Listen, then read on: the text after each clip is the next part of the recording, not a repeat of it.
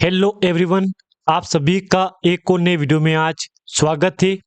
दोस्तों, आज के इस वीडियो में हम डिस्कस करेंगे कोलैब प्लेटफॉर्म्स लिमिटेड के बारे में। देखो, ये बात कहीं ना कहीं सबको पता है कि कोलैब प्लेटफॉर्म्स लिमिटेड में कारोबार ठीक ठाक चल रहा है। यूं बोल सकते हैं हम कि एक एवरेज चल रहा है यहाँ पे। और ये बात भी कहीं ना कहीं बोलना गलत है कि कंपनी में कारोबार चल ही नहीं रहा है यहाँ पे। ये बात भी बोलना गलत है, कंपनी में कारोबार सही बोल रहा है। एक एवरेज कारोबार चल रहा है, क्योंकि अभी कंपनी के ऊपर सेबी ने निगरानी बिठा रखी है। आखिर आगे बात करेंगे गुड न्यूज क्या है, बैड न्यूज क्या है, और हाँ, साथ में देखेंगे कि कंपनी में क्या एक अनुमान के हिसाब से कब तक कारोबार शुरू हो सकता है।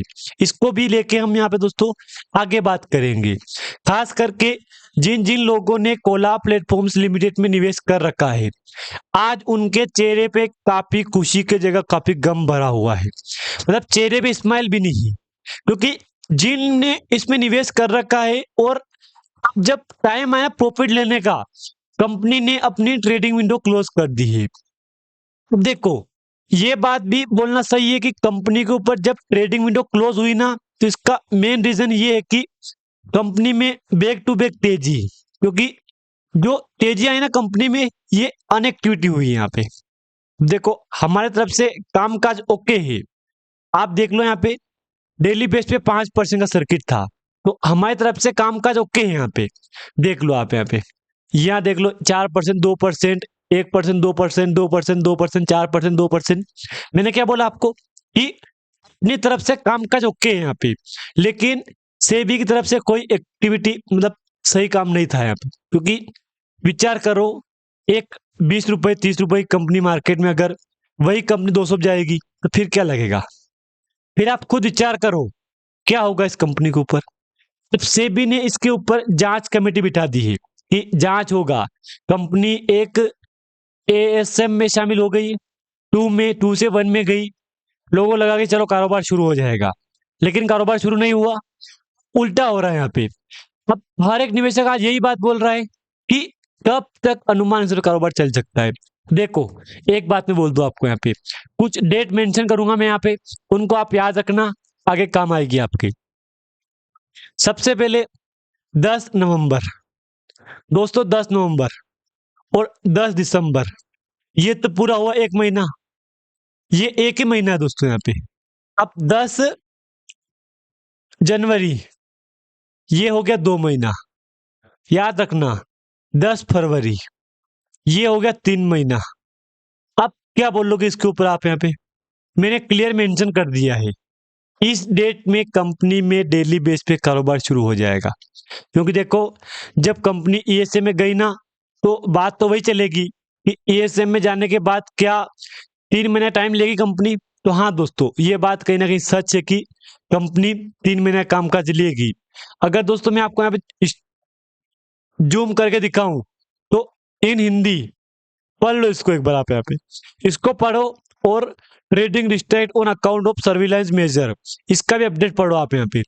आज इसको लेके दोस्तों हर एक कोई निवेशक यही बात बोल रहा है कि कब तक कामकाज चल जाएगा इस कंपनी में। देख लो, इस अपडेट को देख लो, कुछ पॉइंट है यहाँ पे, देख लो क्या बोला। को रोकने के लिए सेबी को और स्टॉक एक्सचेंज एनएसई बीएससी ने उस पर कुछ पाबंदी लगा दी है।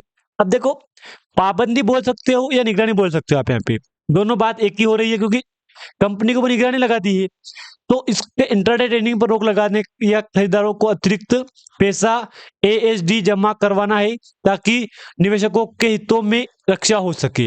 अब सिंपल बात है, ये कुछ ऐसे पॉइंट है कि आज हर एक कोई निवेशक इसको लेके पैनिक हो रहा है कि यार एएसएम, ईएसएम, जीएसएम, ये सवाल खड़े कर रहे हैं। तो मैंने आपको क्या बोला कि ये बात सच है कि कंपनी गई यहाँ पे, पहले एएसएम, फिर जीएसएम, और अब एएसएम के बाद ईएसएम में गई थी।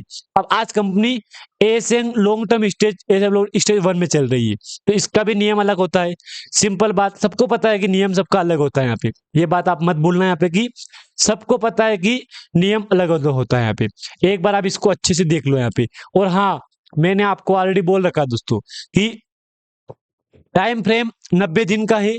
आप चाहो तो इसको टाइम दो या ना दो। देखो, कल कम ट्रेडिंग की अनुमति कुछ चरणों में महीने में केवल एक ही बार ही ट्रेडिंग की अनुमति होती है। ये भी एक नया पॉइंट ऐड हो गया यहाँ पे, एक महीने में एक बार। अब देख लो क्यों लगाया जाता है। देख, बाजार में हेरा फेरी या स्पेकुलेटिव रोकने के लिए, ट्रेड रोकने के लिए, शेयर की कीमत में अचानक और अत्यधिक उतार चढ़ाव। सिंपल बात है, चार्ट को देख के आज हर एक कोई निवेशक सवाल यही खड़ा करेगा कि बात तो सही है यार, अचानक तेजी आई ना यहाँ पे, जब कंपनी 1 रुपए से उठ के मार्केट में गई 200 पे यहाँ पे, फिर सवाल आएगा दोस्तों इसके ऊपर, इतनी हाई प्राइस पे कैसे पहुंच गई यहाँ पे, इतनी हाई प्राइस पे कंपनी कैसे पहुंच गई यहाँ पे, ये भी एक बड़ा क्वेश्चन है ना यहाँ पे दोस्तों। लेकिन हाँ, पहुंच गई तो अब क्या करे। अब गलती ना कंपनी की ना अपनी ही, क्योंकि सेबी को लगा कि गलत एक्टिविटी यहाँ पे, तो कामकाज बंद किया। हालांकि 2% से कंपनी एक नई प्राइस पे पहुंच गई है। तो ये एक बड़े गर्व की बात है कि यार जमीन आसमान का फर्क है। तो हाँ, ये बात भी सच है कि जमीन आसमान का फर्क है यहाँ पे। लेकिन एक बात मत भूलना दोस्तों, आप यहाँ पे अगर आपका इसमें निवेश है तो मैं तो यही कहूंगा दोस्तों, वेट करना पड़ेगा आपको 3 महीने का, क्योंकि 3 महीने के बाद ही कंपनी बाहर निकलेगी यहाँ पे। आप इसमें देख लो, यहाँ पे इसका पॉइंट दे रखा है कंपनी में यहाँ पे कि इस स्टेज के शेयर 90 दिन बाद बाहर निकलने के लिए पात्र होते हैं, लेकिन उन पर सख्त निगरानी और मार्जिन के नियम लागू रहते हैं। तो दोस्तों बात क्लियर है यहाँ पे कि 90 दिन के लिए आपको टाइम देना पड़ेगा। जो जो लोग निवेशक बोल रहे हैं मेरे को कि क्या अभी निकल जाएगी बाहर कंपनी, देखो अनुमान है कि निकल सकती है, लेकिन ये बात मैं बोल दूं आपको कि मुश्किल है यहाँ पे दोस्तों, याद रखना मुश्किल है यहाँ पे निकलना एएसएम से बाहर और एएसएम से बाहर। अब एएसएम लॉन्ग टर्म में स्टेज 1 का मतलब है कि किसी शेयर की अतिरिक्त निगरानी उपाय एडिशनल सर्वेलांस मेजर के तहत लाया गया है, जहां शेयर की कीमतों में असामान्य उतार चढ़ाव होने पर उस पर सख्त नियम लागू होते हैं, जैसे 100% मार्जिन, पूरा पैसा एडवांस देना होता है, ट्रेड टू ट्रेड सेटलमेंट, ताकि खुदरा निवेशकों रिटेल इन्वेस्टर को और बचाया जा सकता है। अब सिंपल बात दोस्तों मैं आपको क्लियर बोल दिया है कि ये बात है कंपनी के ऊपर, और ये कंपनी को स्टेज चल रही कंपनी में अब यहाँ पे। तो इसका टाइम फ्रेम 90 दिन का है। यहाँ पे आपको 90 दिन के लिए स्पेशल वेट करना पड़ेगा, चाहे कुछ भी हो जाए। अगर आपके मन में ये सवाल है कि 90 दिन से पहले निकल सकती है, तो आप बिल्कुल सोचो निकल सकती है। लेकिन एक बात मैं बोल दूं आपको, यहाँ पे 90 दिन का तो टाइम आपको चाहे कुछ भी हो जाए इसको देना पड़ेगा। जो अपडेट मेरे पास थी मैंने आपके साथ दोस्तों शेयर कर दी है। इंट्राडे ट्रेडिंग पर रोक, एक ही दिन में शेयर खरीद कर बेचना संभव नहीं है, संभव नहीं होता है। आप आज खरीदो कल बेचो, परसों खरीदो नरसों बेचो, यही बात लागू होगी। मतलब जिस दिन आप खरीदोगे ना उस दिन इसके शेयर को बेच नहीं सकते हो। इंट्राडे ट्रेडिंग, इंट्राडे का बोलते, उसको इंट्राडे बोलते हैं।